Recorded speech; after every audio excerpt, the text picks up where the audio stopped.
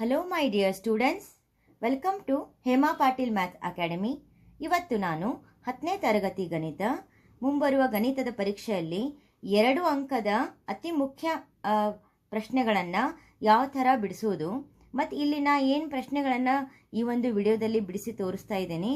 ಇದೇ ಪ್ಯಾಟರ್ನ್ ಪ್ರಕಾರ ಪ್ರಶ್ನೆ ಪತ್ರಿಕೆಯಲ್ಲೂ ಹಲವಾರು ಪ್ರಶ್ನೆ ಪತ್ರಿಕೆಯಲ್ಲಿ ಕೇಳಿರ್ತಾರೆ. ಇವೆಲ್ಲ ಇಂಪಾರ್ಟೆಂಟು. ನಂಬರ್ಸ್ ಅಷ್ಟೇ ಬೇರೆ ಬರ್ಬೋದು, ಕರೆ ಈ ಥರನೇ ಪ್ಯಾಟರ್ನ್ ಕೇಳಿರ್ತಾರೆ. ಆದ್ದರಿಂದ ನನ್ನ ಒಂದು ವಿಡಿಯೋವನ್ನು ಕೊನೆ ತನಕ ನೋಡಿ ಅಂಥೇಳಿ ಈಗ ನಾನು ಪ್ರಶ್ನೆಗಳನ್ನು ಹೆಂಗೆ ಬಿಡಿಸೋದು ಅನ್ನೋದನ್ನು ಹೇಳ್ಕೊಡ್ತೇನೆ ಈ ವಿಡಿಯೋದಲ್ಲಿ. ಫಸ್ಟ್ ನೋಡ್ರಿ, ಕೊಟ್ಟಿರುವ ರೇಖಾತ್ಮಕ ಸಮೀಕರಣಗಳ ಜೋಡಿಯನ್ನು ವರ್ಜಿಸುವ ವಿಧಾನದಿಂದ ಬಿಡಿಸಿ ಅಂತ ಪ್ರಶ್ನೆ ಕೇಳಿರ್ತಾರೆ.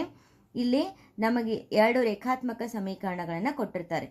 ಇದನ್ನು ಯಾವ ಥರ ಎಕ್ದಮ್ ಸಿಂಪಲ್ ಇರ್ತೈತಿದ, ಇದನ್ನು ಯಾವ ಥರ ಬಿಡಿಸೋದು ಅನ್ನೋದನ್ನು ಹೇಳ್ತೇನೆ. ಈಗ 2 ಸಮೀಕರಣಗಳನ್ನು ಸಮೀಕರಣ 1 ಮತ್ತು ಸಮೀಕರಣ 2 ಅಂತ ಬರ್ಕೋಬೇಕು.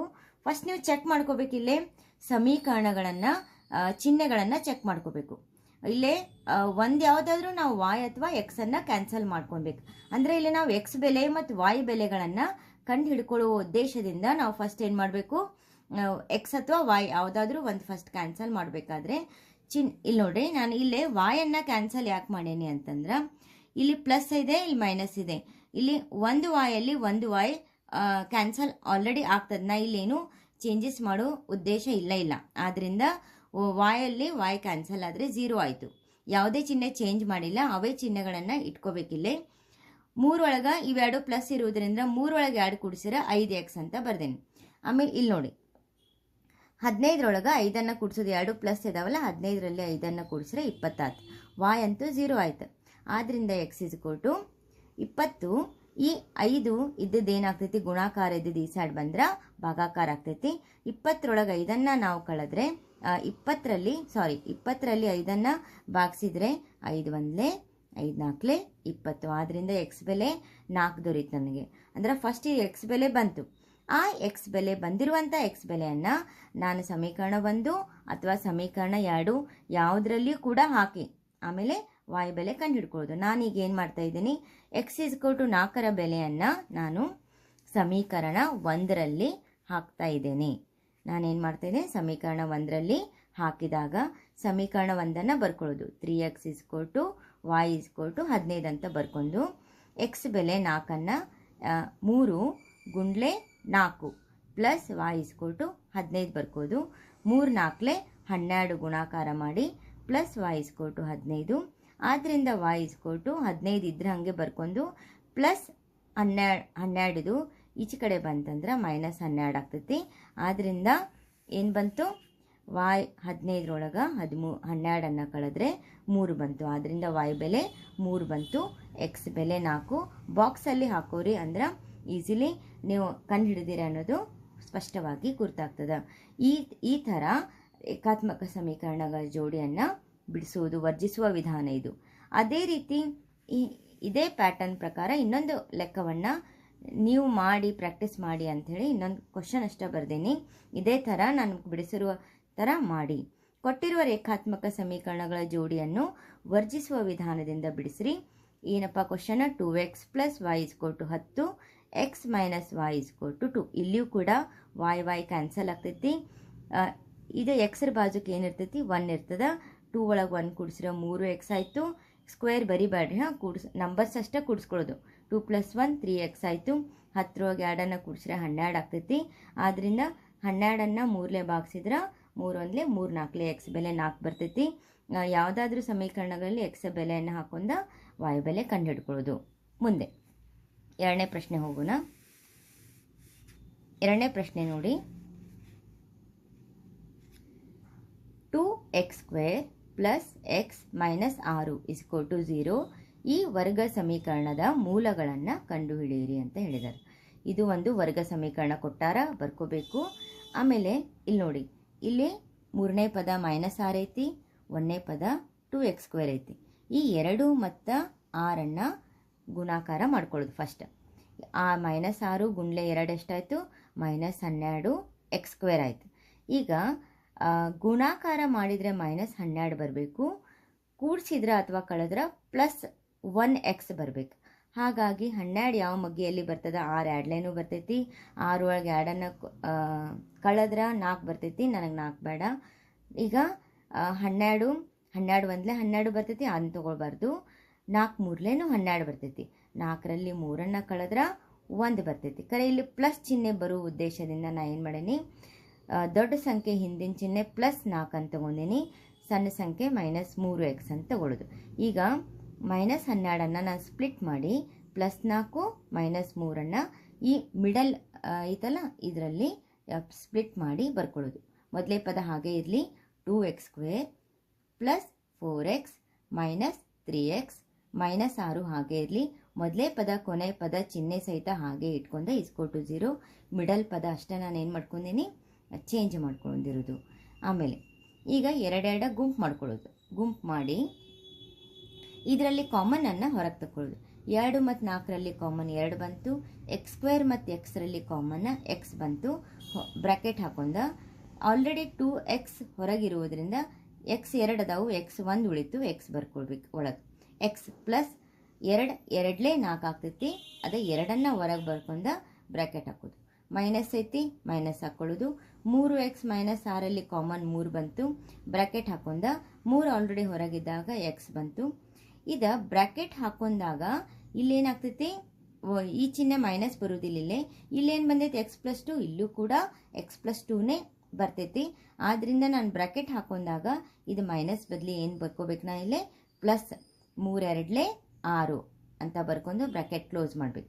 ಒಂದು ವೇಳೆ ನಾವು ಬ್ರ್ಯಾಕೆಟ್ ತೆಗೆದ್ರೆ 3 × x 3x ± -6 ಬರ್ತೈತಿ = 0. ಈಗ x + 2 2x - 3 ಎರಡು ದ್ವಿಪದಗಳನ್ನು ತಕ್ಕೋಬೇಕು. ಎರಡಕ್ಕೂ 0 ಹಾಕೋಬೇಕು. x + 2 = 0 ಅಥವಾ 2x - 3 = 0.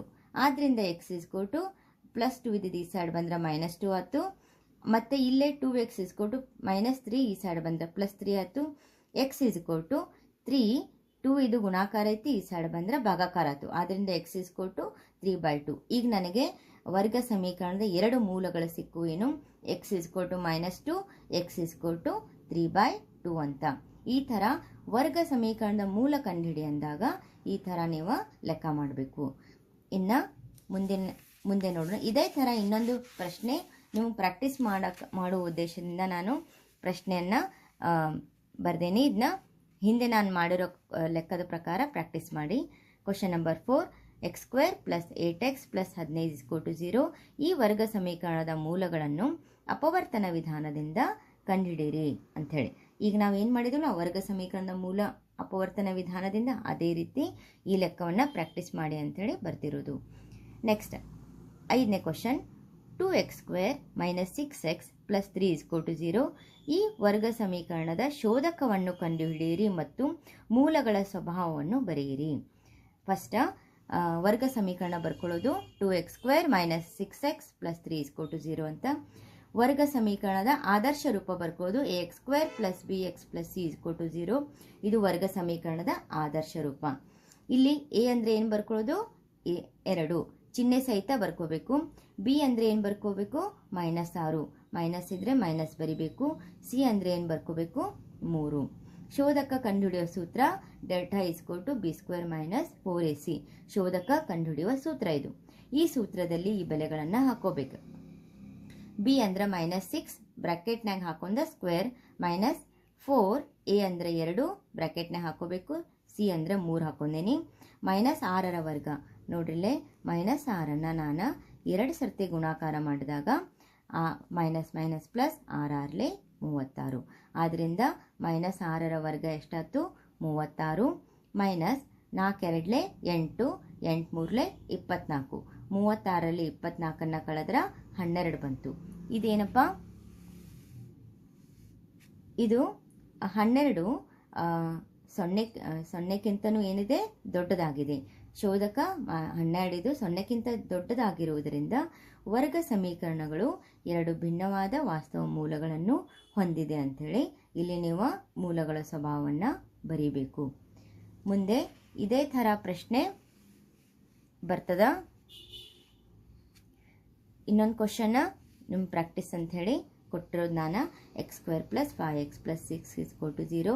ಈ ವರ್ಗ ಸಮೀಕರಣಗಳ ಶೋಧಕವನ್ನು ಕಂಡುಹಿಡಿಯಿರಿ ಮತ್ತು ಮೂಲಗಳ ಸ್ವಭಾವವನ್ನು ಬರೆಯಿರಿ.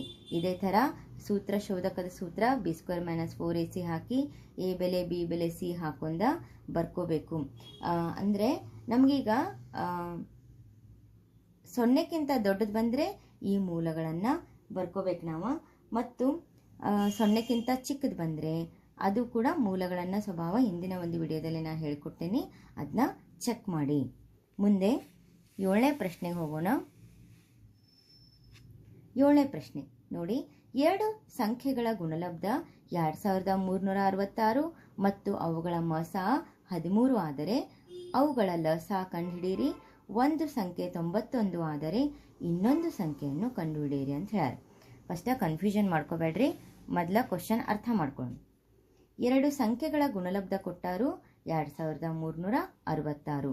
ಈಗ ಫಸ್ಟ್ ಸೂತ್ರ ನೋಡ್ರಿ, ಇಲ್ಲೇ ಒಂದು ಸೂತ್ರ ಬರ್ತೈತಿ, ಮಸ ಗುಂಡ್ಲೆ ಲಸ = a ಗುಂಡ್ಲೆ b ಅಂತ ಸೂತ್ರ ಬರ್ತೈತಿ. ಇಲ್ಲಿ ನಮ್ಗೆ ಏನು ಕೊಟ್ಟಾರ, ಮೊದಲ 2 ಸಂಖ್ಯೆಗಳ ಗುಣಲಬ್ಧ 2366. 2 ಸಂಖ್ಯೆಗಳಂದ್ರೆ ಒಂದು a ಒಂದು b. a ಮತ್ತು b ಗಳ ಗುಣಲಬ್ಧ 2366 ಕೊಟ್ಟಾರ. ಸೂತ್ರದಲ್ಲಿ ಅದನ್ನ ಹಾಕೊಳ್ಳೋದು. ಅವುಗಳ ಮಸ 13 ಕೊಟ್ಟಾರ. ಮಸ 13 ಕೊಟ್ಟಾರು, ಲಸ ಕಂಡುಹಿಡಿಬೇಕು. ಅದ ಸೂತ್ರದಲ್ಲಿ ಏನು ಕೊಟ್ಟಾರಲ್ಲ ನನಗೆ ಬೆಲೆಗಳನ್ನು ಅವನ್ನ ಸೂತ್ರದಲ್ಲಿ ಹಾಕೊಂಡೇನೆ. ಲಸ ಹೆಂಗೆ ಕಂಡು ಹಿಡ್ಕೊಳ್ಳೋದಂತಂದ್ರೆ ಲಸ = ಇದು 2 ಸಂಖ್ಯೆಗಳ ಗುಣಲಬ್ಧ 2366 ಭಾಗಿಲೆ ಇದು ಗುಣಾಕಾರ ಇದ್ದಿದ್ದು ಈ ಸೈಡ್ ಬಂದ್ರೆ ಭಾಗಾಕಾರ 13 ಆಗ್ತೈತಿ. 2366ನ್ನು 13ಲೆ ನಾವು ಭಾಗಿಸಿದ್ರೆ 182 ಬರ್ತೈತಿ. ಲಸ ಏನು ಬರ್ತೈತಪ್ಪ ನಮಗೆ 182. ಭಾಗಾಕಾರ ಮಾಡ್ಕೊಂಡಾಗ ನಾ ಭಾಗಾಕಾರ ಮಾಡೇ ಇಟ್ಟಿರೋದು. ಈಗ ಮುಂದೆ ಕೇಳಾರ ನೋಡಿ, ಇಷ್ಟು ಮಾಡಿದ್ವಿ ನಾವೀಗ ಲಸ ಕಂಡು ಹಿಡಿದು. ಇನ್ನು ಒಂದು ಸಂಖ್ಯೆ 91 ಆದರೆ ಇನ್ನೊಂದು ಸಂಖ್ಯೆ ಕಂಡುಹಿಡೀರಿ ಅಂತ ಹೇಳಿ. ಈಗ ನೋಡ್ರಿ, ಈಗ ನಮ್ಗೆ ಸೂತ್ರ ಗುರ್ತಿದೆನಾ, ಮಸ ಗುಂಡ್ಲೆ ಲಸ = a ಗುಂಡ್ಲೆ b ಅಂತ. ಅದಕ್ಕೆ ಈಗ a ಗುಂಡ್ಲೆ b = ಮಸ ಗುಂಡ್ಲೆ ಲಸ ಒಂದು ಸ್ವಲ್ಪ ಚೇಂಜ್ ಮಾಡ್ಕೊಂಡೇನೆ. a ಗುಂಡ್ಲೆ b ಮೊದಲು ಬರ್ದೇನಿ, ಆಮೇಲೆ ಮಸ ಗುಂಡ್ಲೆ ಲಸ ಬರ್ದೇನಿ. ಒಂದು ಸಂಖ್ಯೆ ಕೊಟ್ಟಾರ 91, ಇನ್ನೊಂದು ಸಂಖ್ಯೆ ಕಂಡುಹಿಡಿಬೇಕಾದಾಗ ನಮ್ಗೆ ಈಗಾಗಲೇ ಗುರ್ತೈತಿ ಮಸ 13 ಐತಿ, ಲಸ ಕಂಡುಹಿಡಿದ್ವಿ 182. ಇವನ್ನ 2 ಗುಣಾಕಾರ ಹಾಕಿ ಬರ್ಕೋಬೇಕು.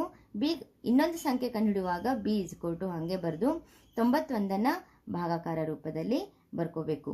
13 ಗುಂಡ್ಲೆ 182 ಭಾಗಿಲೆ 91 ಮಾಡಿದಾಗ ನಮ್ಗೆ ಎಷ್ಟು ಬಂತಪ್ಪ ಉತ್ತರ? 26. ಬಿ ಬೆಲೆ ಎಷ್ಟು ಬಂತು? 26 ಬಂತು.